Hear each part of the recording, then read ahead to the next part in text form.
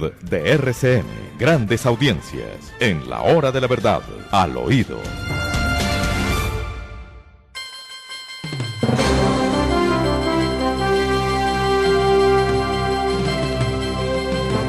Contémosle al oído del pueblo colombiano cuál es la realidad de los resguardos indígenas, que es que hay mucha gente que cree que realmente carecen de tierra, que les quitaron la que tenía, tierra muy sembradita, tierra muy linda, se las quitaron y que por eso ahora tienen hambre y están en condiciones de inferioridad en el campo de la producción y del bienestar. Nada de eso es verdad, nada de eso es verdad. Los que más tierras tienen en Colombia son los indígenas. Oigan la cifra, el 4% de la población colombiana, que son los indígenas, 4%, 2 millones de personas para ser exactos, tienen más del 30% de la tierra. ¿Qué hacen con ella? ¿No será hora de que nos cuenten y no será hora de establecer ese inventario de mar? Pues nosotros hemos insistido aquí, doctor Fernando, que esos casi 2 millones de indígenas tienen esas 34 millones de hectáreas de tierra dedicadas a la contemplación. Cuando se les pregunta qué hacen con la tierra, pues dicen que no pueden hacer nada porque es una tierra que no es cultivable, que no sirve para nada, pero ojo al dato. El 11% de los territorios indígenas en Colombia, incluidos los donde están inclusive pues áreas de parques nacionales, que es donde están ellos asentados, están cultivados con coca, el 11%. Ahora la pregunta es, ¿por qué la tierra sí le sirve para sembrar coca y marihuana, pero no le sirve para sembrar maíz o arroz? Eso no lo entiende uno. Esa es la gran pregunta. Esa es la gran pregunta y esa es la pregunta que no puede soslayar la ministra de Agricultura, diciendo que ese tema no se toca. No, ese tema sí se toca, porque es el 30% de la tierra del país. Entonces, que esa tierra no sirve para nada, entonces la tierra del país no sirve para nada. Eso no es verdad, eso no es verdad. Y entonces la presión que están ejerciendo es impulsada por alguien. Alguien los está impulsando. ¿Quiénes son? ¿Los cultivadores y sobre todo los traficantes de cocaína y de marihuana? ¿O quiénes son? Pues es que aquí obviamente los indígenas no son ajenos a la rentabilidad que da el negocio de la coca, ¿no? Y por eso mismo la utilizan. Y de eso sí, debiera, doctor Fernando, así como a un ciudadano normal, del común, pues que no pertenece a una etnia indígena, a ese 1.900.000 indígenas que hay registrados en Colombia, si usted tiene cultivos ilegales, si produce cultivos ilegales, ¿qué pasa? Le expropian la tierra, ¿cierto? Se la extinguen, le hacen extinción del dominio sobre su tierra y la pierde pues con justa razón porque usted está cometiendo una actividad que es ilícita. Muy bien, pero ¿y ellos sí pueden hacerlo? Pero además no pagan impuestos, pero además todos los años salen a hacer bloqueos y paros para exigir más y más tierras. ¿Hasta cuándo? Pero claro, la ministra dice no, y lo peor no es que digan no, que el tema no hay que discutirlo, no. Lo más grave, me ha parecido a mí, es que definitivamente ella no le baja a su tono de o aquí pagan más por la tierra o hay que quitarlas, eso no lo disimula ella, sigue insistiendo en su tema de perseguir a los tenedores de tierra, lo que es muy grave. Y lo más grave todavía, cuando le preguntan cómo vamos a solucionar este problema que se está presentando entre algunos indígenas y las comunidades que trabajan en la tierra, en la siembra y recolección de caña de azúcar, dice, no, es que aquí lo menos importante es el título, aquí lo que vale es la paz. Entonces, por cuento de la paz, le van a quitar la propiedad a la gente. Yo no entiendo qué anda pensando. Yo no creo que eso vaya a conducir a ninguna paz. Es más, no creo que un ciudadano que le ha costado tanto trabajo, tantos desvelos, tantos madrugadas, doctor Fernando, de la noche a la mañana se siente en una mesa y diga, bueno, sí, cojan la mitad de mi tierra, de mi finca y llévensela, ¿no? Hagan lo que quieran con ella. Yo no lo veo así tan sencillo. No hacen nada con ella. Acabamos de oír a una persona que está allá, que vive allá, que trabaja allá, donde dice que la parte alta de Corinto está hace rato en manos de los indígenas por presiones indebidas que hicieron. Se tomaron esa tierra, se tomaron la parte alta. La pregunta es, ¿qué están haciendo con ella? La respuesta es nada. Eso está convertido en unos matorrales. ¿Es para eso, para lo que quieren la tierra? Es para eso que la reclaman cuando tienen más del 30% de toda la tierra del país, de toda, de la buena y de la mala, de los parques naturales y de las laderas y de las planicies. Tienen más del 30% de la tierra. Es el único sector de la población que tiene semejante cantidad de tierra caracterizada. No existe otro, o sea, no, me estoy refiriendo. Las comunidades negras no la tienen, los rom no las tienen. Y bueno, y si nos ponemos a pensar en qué somos, si somos zambos, mulatos, mestizos, negros, blancos, amarillos, pues doctor Fernando, terminamos todos quedándonos con un pedazo del país. Entonces, la función social de la tierra aplica para usted que no es indígena. Pero si usted es indígena, no se preocupe porque a usted no le aplica. Tranquilo, amase tierra que nadie se la va a quitar. Pero escuchemos, doctor Fernando, estas cosas que a mí me llaman mucho la atención y yo digo, ¿cómo es posible si antes de ser ministra uno entiende que la ministra Cecilia López pues tuviera ese tono no sé, de querer convencer o agradar a su electorado, al electorado de Gustavo Petro, pero ya es ministra, ya tiene que tener un poco de visión o responsabilidad sobre sus palabras y me parece muy complejo que siga asustando a la gente de esta manera. Escuchemos. Lo que va a pasar con el catastro multipropósito, porque se le sube el precio a la tierra rural para que se acerque a su valor comercial. Y pase lo que pase en las ciudades. En las ciudades estamos acostumbrados que pagamos por nuestros bienes un impuesto y nadie protesta. En el caso del sector rural estamos acostumbrados a lo contrario, a que el valor de la tierra rural está subutilizado y no se paga impuestos. No, claro, es que las ciudades están plagadas de gente con todas las posibilidades económicas para pagar el impuesto y el campo, seguramente ella cree que todo el mundo es rico en el campo. Bueno, esa teoría de ellos es que ellos creen que la tierra es riqueza, ¿no? Pero eso sí, nadie habla del 30% de la tierra que está en las manos de los indígenas sin hacer nada y sin pagar un peso de impuestos.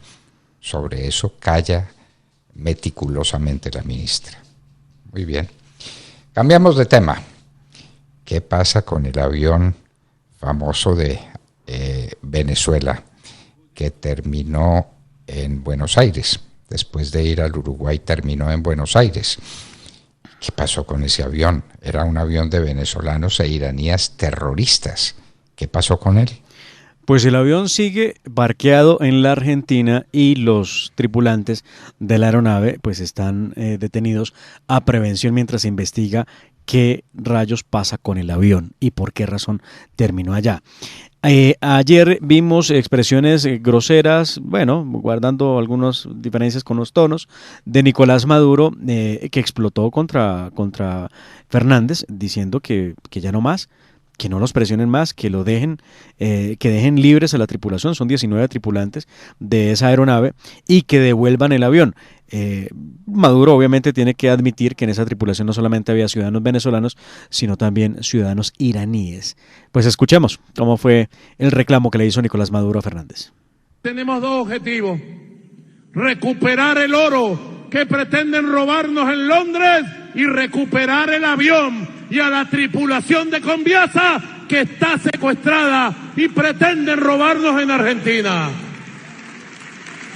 Vamos a dar una batalla con todas nuestras armas comunicacionales, sociales y políticas por el oro en Londres y por el avión que nos tienen secuestrados y pretenden robarnos descaradamente en Argentina.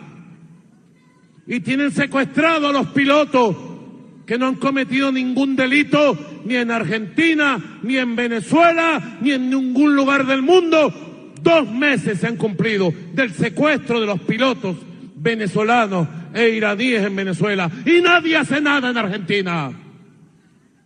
Desde aquí, desde este Congreso de Movimientos Sociales, pido el apoyo a los movimientos sociales, sindicales y políticos de la Argentina patriótica, de la Argentina peronista, para Venezuela, para el rescate del avión, para la liberación de los pilotos secuestrados. Pido el apoyo de Argentina y le pido apoyo a ustedes. Vamos a Paremos articular. Este sujeto estaba desatado reclamando el avión, no explica las razones del avión ni su legalidad de tránsito, ni lo que llevaba el avión, no dice muchas cosas que quedan en el aire. Y resuelve enfrentarse con Fernández, lo que llama la atención, doctor Fernando, porque estamos hablando de, diría Hugo Chávez, lagartos del mismo pozo. Me refiero a estos socialistas de América Latina. Sí. El presidente Fernández es de la extrema izquierda, el presidente Maduro también, de manera que son como lagartos del mismo pozo. Así decía Hugo Chávez. Voy a buscar el fragmento de Hugo Chávez cuando decía, hablaba del presidente Bush seguramente, y hablaba del presidente Uribe, claro, y decía que se trataba de lagartos del mismo pozo. Exactamente igual le cabe a Maduro y a Fernández. Bueno, ¿y qué estaba haciendo ese avión allá en el sur del continente? Un avión de Venezuela en el sur, ¿qué llevaba? ¿Qué ruta llevaba? No era un avión de ruta comercial, definitivamente no lo era. Estaba haciendo un viaje especial. ¿Viaje con qué objetivo? ¿Viaje con qué propósitos? ¿Y por qué un avión de Venezuela está piloteado por pilotos iraníes? Sí. Como lo dice Maduro. Maduro no lo niega, sino que lo dice, pilotos iraníes. ¿Por qué? Entonces, en lugar de gritar tanto, que dé explicaciones en un tono menor y con esas explicaciones recuperará su avión.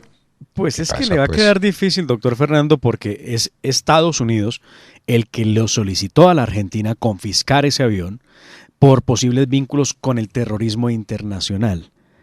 Así que no la va a tener fácil. No creo que Fernández se arriesgue a ganarse un problema con los Estados Unidos, que le ha hecho una solicitud formal para que no permita que el avión pueda despegar y mucho menos la tripulación quede en libertad.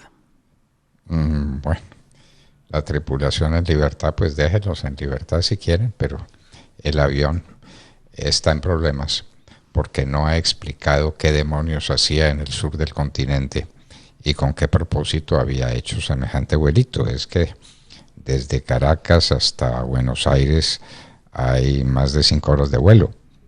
Entonces, hacia 6 horas de vuelo. Entonces, ¿qué estaba haciendo por allá tan abajo? Es que la acusación, doctor Fernando, es dura. La justicia de los Estados Unidos ha dicho respecto de este tema que el avión, que es de fabricación estadounidense, está sujeto a sanciones, ya que la transferencia por parte de la empresa iraní Mahan Air a Emtrasur viola las leyes de exportación norteamericanas. Ambas empresas, según lo dicen los Estados Unidos, han sido sancionadas por Washington por presunta colaboración logística para organizaciones terroristas. Entonces, no es pequeño problema. Esto no es que le suelta el avión y que ya va para Venezuela. Creo que Maduro está lejos de su pretensión. Bueno, de manera pues que eso tenemos con el avión venezolano que anda en Buenos Aires retenido porque no pueden explicar qué demonios estaba haciendo y por qué tripulado por tripulación iraní con antecedentes terroristas, porque ahí están, sí los tiene. Claro. Maduro dice que no han cometido delito en ninguna parte del mundo, no, son terroristas y están afiliados a organizaciones terroristas y de eso hay constancia internacional. De manera pues que ahí está el tema del avión. El avión sigue parado en la Argentina, parado en Buenos Aires. La tripulación sigue detenida, esperando, no sé, esperando qué, porque como son pozos, como lagartos del mismo pozo, ¿no? Lagartos del mismo pozo, sí señor. Bueno, muy bien. Demar, ha habido problemas con la presencia del rey de España en Colombia. Increíble. En la posesión de Gustavo Petro. Y que si se puso de pie y que si no se puso de pie y que cuál fue su actitud frente a la espada de Bolívar. Que todo esto, hágame el favor, un país con los problemas que tiene, con los problemas que vemos todos los días, con las dificultades que tiene, y la discusión es la espada de Bolívar. Pues es que la discusión, doctor Fernando, a ver, nos ubicamos. El 7 de agosto, recuerdan ustedes que el presidente ya en propiedad, Gustavo Petro, le ordenó como un acto, su primer acto de gobierno fue ordenarle a la Casa Militar de la Presidencia de la República que le llevara la espada de Bolívar. Cuando la espada iba pasando frente al palco donde se encontraban los mandatarios y dignatarios que acompañaban la posesión de Petro, se pusieron de pie para ver el paso de la espada.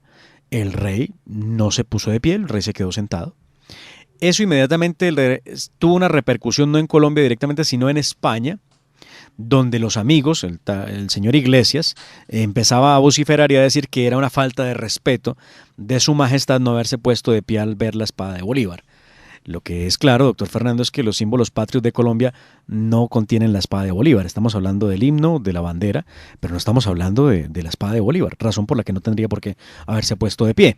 Y arman toda una polémica alrededor de eso, maltratan al rey de España, porque claro, cuando están en el saludo protocolario de parte de Petro a cada uno de los que lo acompañaba en su posesión, cuando él pronuncia el nombre y menciona al rey, inmediatamente la muchedumbre que atacó a Revista Semana y a RCN empieza a abuchear también al rey.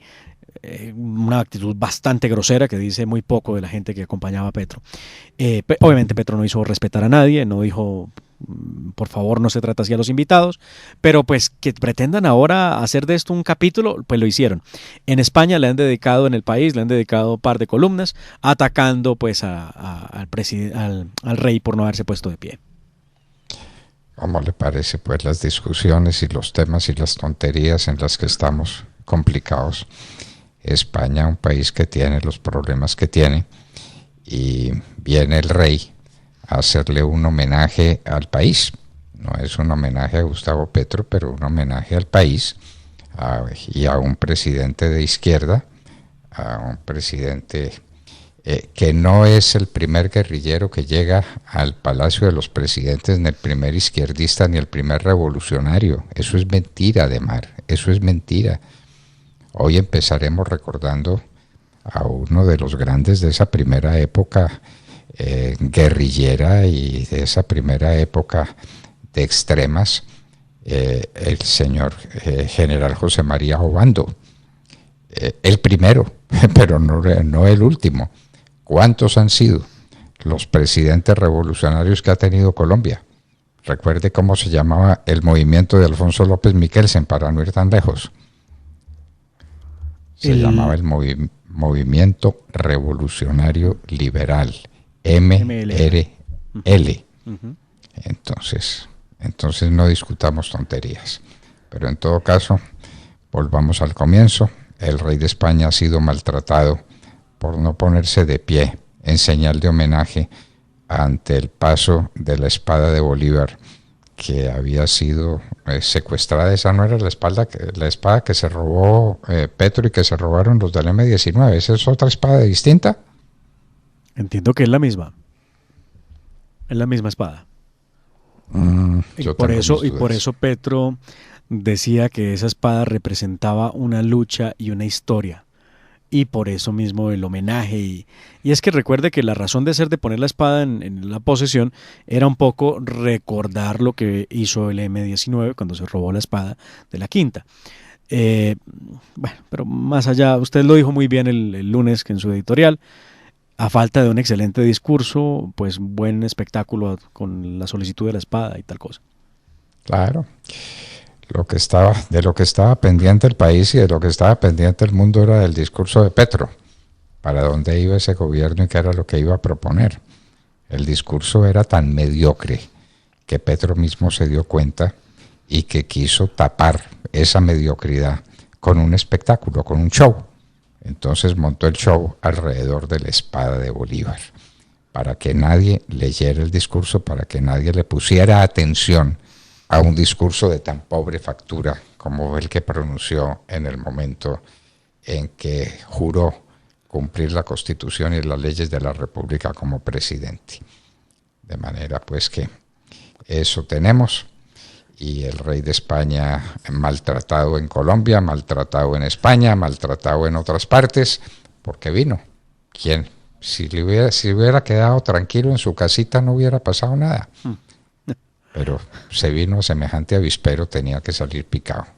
Y salió.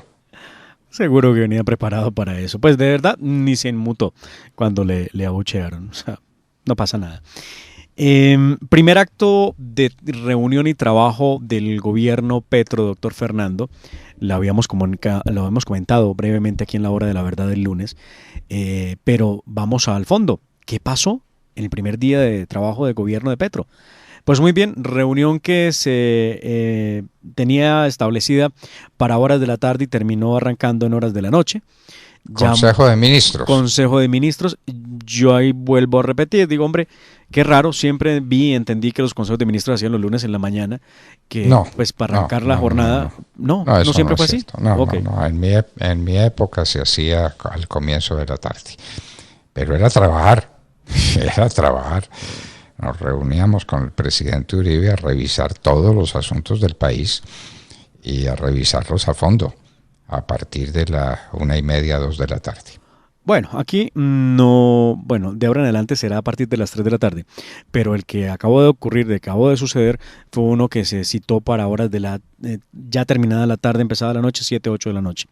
Pues muy bien, se anunció que a las 8 de la noche llegaría el presidente Gustavo Petro a su Consejo de Ministros, pero pues obviamente por algunas razones, yo esto no lo sé, doctor Fernando, la policía y el cuerpo de seguridad del señor presidente solicitó a cada uno de los asistentes a la reunión, los ministros, que entregaran sus equipos celulares y de comunicaciones para que pudiera entrar el señor presidente Gustavo Petro.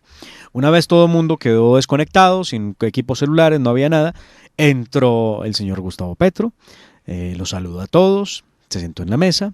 A diferencia, y esto lo hacen algunos comentaristas, gente que lo conoce y que trabajó con él antes y que ahora está en presidencia con él, que a diferencia de otras veces, esta vez Gustavo Petro sí fue muy activo y propuso los siguientes temas. Habló de la relación con Venezuela, del tema del canal del dique y la adjudicación, de los famosos diálogos regionales, que vamos a ver en qué termina eso, de la reforma política y de la reforma tributaria, que él más o menos tiraba línea de por dónde tenía que hacerse la cosa. El ministro Campo tuvo que explicar la reforma tributaria. Los demás guardaron silencio, escuchando simplemente aquello. Terminó la reunión sobre las 11:30 de la noche y Gustavo Petro les ha dicho que de ahora en adelante todos los lunes a las 3 de la tarde, inclusive los festivos, tendrán que verse para trabajar en su reunión de ministros. Muchos comentarios alrededor de que hubiera pedido los celulares de todos los ministros. No sé si así se estile, no tengo idea. Sé que para ingresar a la Casa de Nariño a hablar con el presidente se requiere dejar el equipo celular por fuera, no se puede entrar con él, seguramente sea la misma razón. Un ministro no. Ministro no se requisa a la entrada de Palacio. El ministro es parte del gobierno, no se le olvide lo que dice la Constitución. El gobierno está compuesto por el presidente y el ministro respectivo del ramo. El ministro es parte del gobierno.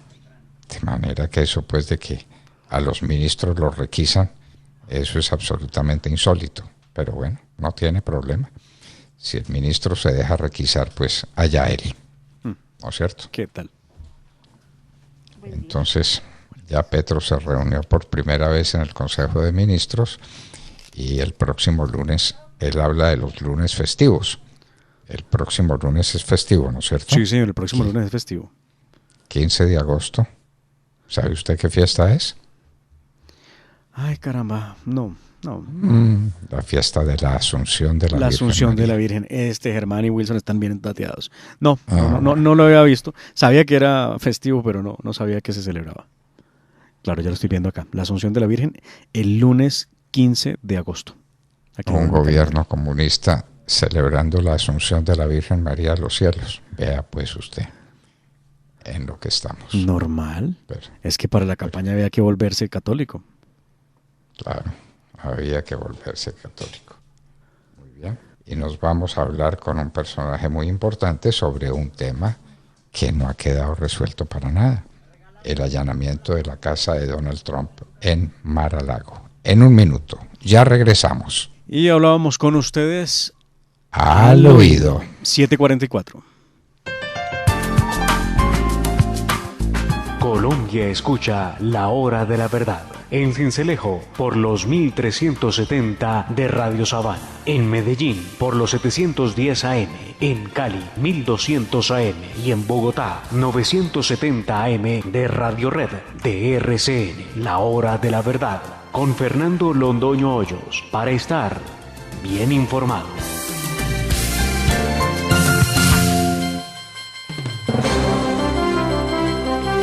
Emanuel Rincón, escritor y editor general de El American. Muy buenos días.